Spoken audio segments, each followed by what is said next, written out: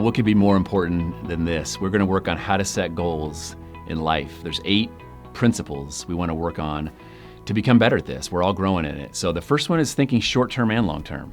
I have to have a finite time, the next week, the next month, the next 3 months, 6 months, more short-term, a little more urgency that plays into that long-term, right? I can see the life I want to live as a parent or grandparent or whatever season that's far ahead, but the short term gives me those steps. It helps build momentum for the longer term.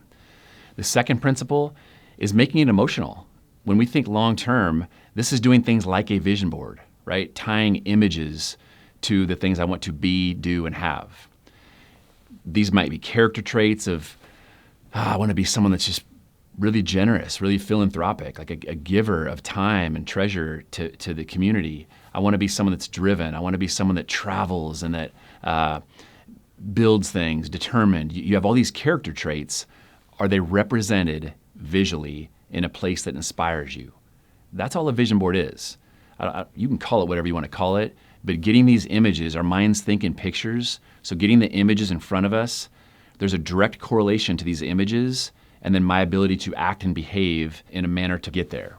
So the third principle here is thinking of all parts of life. It's not just career, it's not just family, it's not just health or fitness or financial. It's thinking about any and every part of life. Again, the philanthropic stuff, the relationships I have with loved ones, my ability to build a business and make a difference within my career.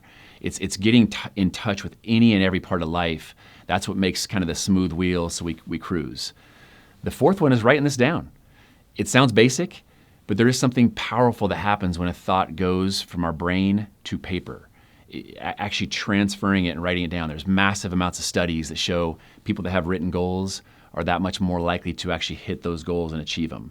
So it sounds simple, but just carving out time to write them down. If it's a goal you have for this week, if it's a goal you have for the next 5 years, however you want to do it in a notebook, a journal, a Word doc, whatever you want to do, but get them written out. The fifth one is making them SMART. Most of us know the acronym, but the S.M.A.R.T. acronym is really important. And it's a way to kind of audit, are the goals SMART goals? Number one, are they specific? Like, I don't want to just be fit. I want to be able to run a 5K. I want to have this type of weight. I want to be able to, right? It's getting really specific. Are they measurable? In the next 5 years, I want to eliminate debt and earn enough money to buy a second home that my family can visit. I'm just making these up. So I measure, where do I need to be in 6 months for that? Where do I need to be in 1 year for that, right? We're kind of measuring each step of it. Are they attainable? Do I actually believe in this goal? It's great to shoot for the stars and think big. We have to do that, right?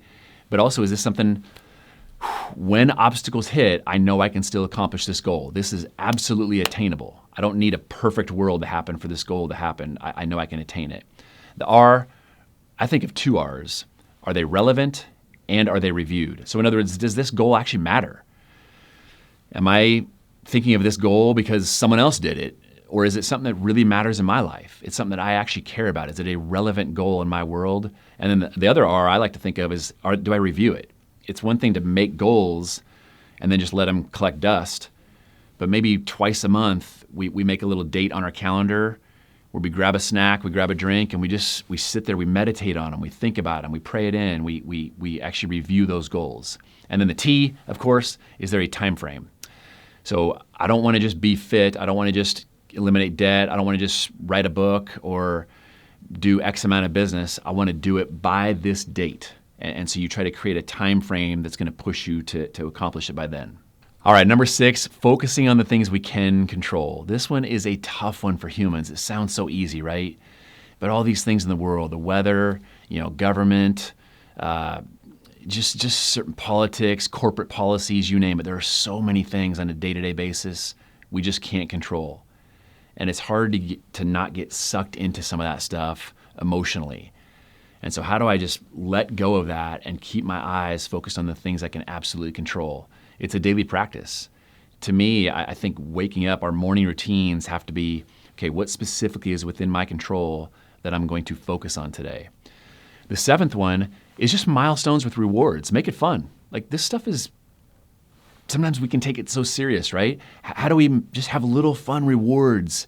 Maybe it's we get to take our kids on a little trip. Maybe we get to go on a spa day. We get to go golfing, whatever. But if I have some 5-year goal and I do something and I have a milestone to accomplish something in 3 months, do I give myself a little reward? Do I give myself a little pat on the back? A lot of humans have a tendency to set a goal, and then once they get there, they hardly acknowledge it. They don't even celebrate it. And so getting in the habit of rewarding yourself and celebrating is an awesome trait. And number 8 is huge. Share the goals. Share them. Sometimes we do these things and we keep them to ourselves. We either think no one else will care, or we don't want to come across as self-focused. But just having loved ones is so so important, and being able to share it, being able to celebrate this, and of course accountability, layers of accountability. You might have a spouse, you might have a boss, you might have someone kind of outside your bubble of your business or your little your little circle. But having a variety, we call it 360-degree accountability.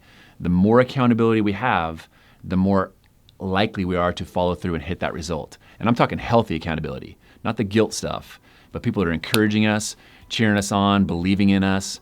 It only makes us more likely to accomplish the goal.